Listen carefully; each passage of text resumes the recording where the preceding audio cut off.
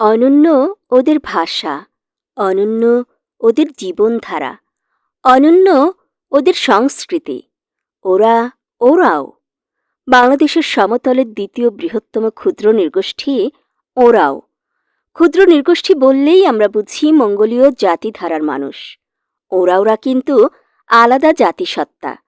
সুদূর অতীতে আদি অস্ট্রেলীয় জনগোষ্ঠীর মানুষজন অস্ট্রেলিয়া থেকে ছড়িয়ে পড়েছিল পৃথিবীর নানা প্রান্তে। তাদেরই উত্তর প্রজন্ম এই ওরাওরা। ওরাওদের সংখ্যা প্রায় 1,00,000।